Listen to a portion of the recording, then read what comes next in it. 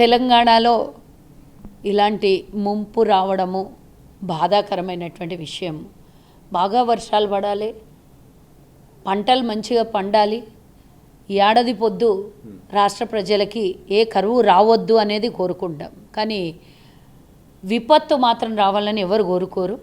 ప్రతిపక్షంలో ఉన్నటువంటి బీఆర్ఎస్ వాళ్ళకి ఒకటి గట్టిగా హెచ్చరిస్తున్నా, గతంలో వర్షాలు వచ్చినప్పుడు హైదరాబాద్ బీభత్సంగా మునిగిపోయినటువంటి విషయం గమనించలేదా?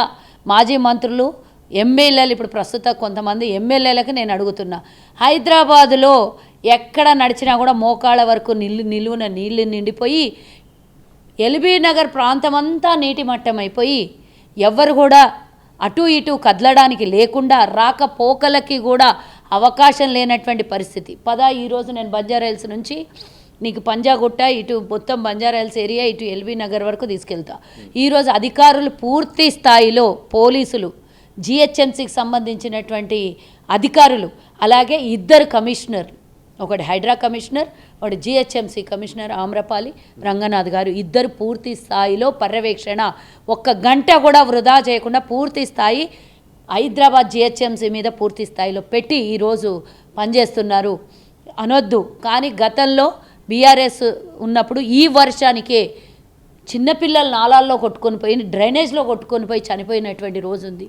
అలాంటి కోరికలు మనం కోరొద్దు. కానీ ఇప్పటి వరకు ఒక్కటి అలాంటి ఘటన జరగలేదు హైదరాబాద్లో. నేను చెప్తా, పూర్తిగా వినాలి. ఒక్క ఘటన జరగలేదు. నీళ్లు ఎక్కడికక్కడ ప్రతి గంటకి ఒకసారి ఆఫీసర్లు వచ్చి డ్రైనేజ్ మూతల్ని చూస్తుర్రు, మాన్యువల్ మూతల్ని చూస్తుర్రు. ప్రతి చోట వాళ్ళు ఉండి దగ్గరుండి పర్యవేక్షిస్తున్నారు. ప్రతి ఒక్క అధికారులు హైదరాబాద్ జిహెచ్ఎంసీలో ఎలాంటి కష్టాలు రాగొద్దు, నష్టాలు జరగొద్దు అనే విషయంలో ముఖ్యమంత్రి గారు పూర్తిగా అందరికీ ఆదేశాలు ఇవ్వడం జరిగింది. మీరు ఇప్పుడు కెమెరా పట్టుకొని ఎక్కడికి వెళ్ళినా కూడా హైదరాబాద్లో వర్షంలో ఎక్కడైనా నీళ్ళు నిలబడి ఉన్నాయా చూసుకోండి. గతంలో మనం చూసినాం, రెండు రోజులు ఇళ్లకి నీళ్ళు వచ్చినాయి. గత మున్సిపల్ ఎలక్షన్లకు, హైదరాబాద్ మున్సిపల్ ఎలక్షన్లకు వందలాది, ఇంత వర్షం కన్నా తక్కువ పడితే కూడా వేలాది కాలనీలు కొట్టుకొని పోయి పడవలలో ప్రయాణం చేసినాం. హైదరాబాద్ ఇప్పుడు పడవల్లో ప్రయాణం చేస్తున్నాం. 15 రోజుల నుంచి నాన్ స్టాప్గా వర్షాలు పడుతున్నాయి. కొంచెమన్నా బుద్ధి జ్ఞానం ఉండాలి మాట్లాడేటప్పుడు. అప్పుడు వీళ్ళ మంత్రులు, ఎమ్మెల్యేలే మాట్లాడినరు, ఇక్కడ నీళ్ళు వచ్చి నిండిపోయినాయి, మా ఇళ్లకు నీళ్ళు వస్తున్నాయి అంటే ఇల్లు కట్టుకునేటప్పుడు తెలియలేదా అని మాట్లాడిండ్రు. అదే పర్మిషన్లు మీరిచ్చి వాళ్ళు నాలాలు కబ్జాలు చేసి, కాంట్రాక్టర్లు మోరిల్ని, నాలాల్ని, కాల్వల్ని అన్నిటినీ కబ్జా చేసి కట్టినప్పుడు ఏడికి పోయి నువ్వు గుడ్డిగాడిది పనులు దోమినా అని అడుగుతున్నా. అలాంటివే ఈరోజు హైదరాబాద్ పెట్టి తొలగించి అదొక రకమైనటువంటి క్లియరెన్స్. ప్రతి చోట అధికారులు అప్రమత్తంగా ఉండి ఎక్కడ కూడా విపత్తు ఆపత్తు రాకుండా హైదరాబాద్ మొత్తాన్ని కంట్రోల్ చేస్తున్నటువంటి అధికారులు, ప్రభుత్వం. మీరు ఇంకా రూరల్ ప్రాంతానికి వెళ్తే ఎవ్వరు కూడా ఊహించినటువంటిది ఖమ్మంలో ఈరోజు విపత్తు జరిగింది, నల్గొండలో విపత్తు జరుగుతోంది. ఆ విపత్తుని కాపాడడానికి పూర్తి స్థాయిలో ముఖ్యమంత్రి గారు అందరికీ ఆదేశాలు ఇచ్చారు.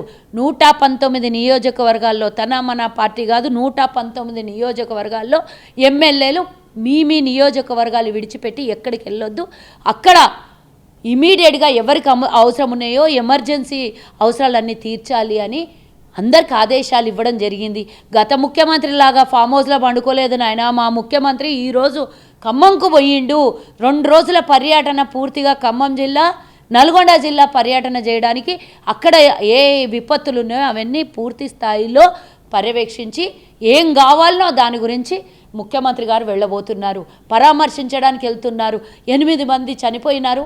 వాళ్ళ కుటుంబాలని కూడా ఈరోజు ప్రభుత్వం ఆదుకోవడానికి 4 లక్షల నుంచి 5 లక్షలకి వాళ్ళకు ఎక్స్గ్రేషియా ప్రకటించింది. ఇంకా ఏది అవసరం ఉన్నా కూడా ప్రభుత్వం ముంగల్కి వచ్చి ఇమీడియట్గా పక్క రాష్ట్రం నుంచి హెలికాప్టర్లను కూడా తెచ్చి ఎమర్జెన్సీ సర్వీసులను ప్రొవైడ్ చేస్తుంది. ఇన్ని చేస్తున్నా మీకు కళ్ళకు కనబడలేదా? గతంలో మునిగిపోయి వరంగల్లో మనం చూసినాం కదా, వారం రోజులైనా కూడా బిల్డింగ్లకి 2 అంతస్తుల బిల్డింగ్ల వరకు నీళ్ళు నిలబడి ఉంటే దిగలేదు. నీళ్లు నిప్పు లేకుండా, వాళ్ళు కనీసం తిండి లేకుండా పైన బిల్డింగ్ల మీద తలదాచుకుని వారం రోజులు ఉన్నారు. నా కళ్ళారా నేను చూసిన. నేను ప్రతిపక్షంలో ఉండగా మీరు మా గురించి మాట్లాడతారా? మా ప్రభుత్వం ఈరోజు 14 గంటలు పనిచేస్తుంది. అవసరమైతే 24 గంటలు కూడా ఎమర్జెన్సీ టైంలో పనిచేయడానికి రెడీగా ఉంది. ఏ ఆఫీసర్ని కూడా వదలలేదు, ఏ నాయకుల్ని వదలలేదు, అందరినీ పూర్తి స్థాయిలో పనిలో పెట్టింది. మీరు వచ్చి మా గురించి మాట్లాడతారా?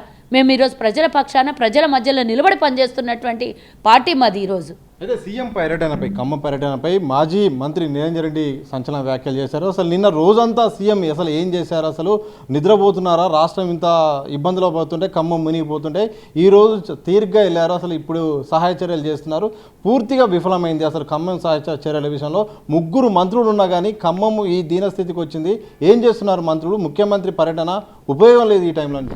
ఆ రోజు 10 ఏళ్ళు పరిపాలించిన కేసీఆర్ అనుకుంటున్నా నిద్రపోవడానికి రేవంత్ రెడ్డి ఇక్కడ నిద్రపోలేదు. పని పురమాశిస్తున్నారు.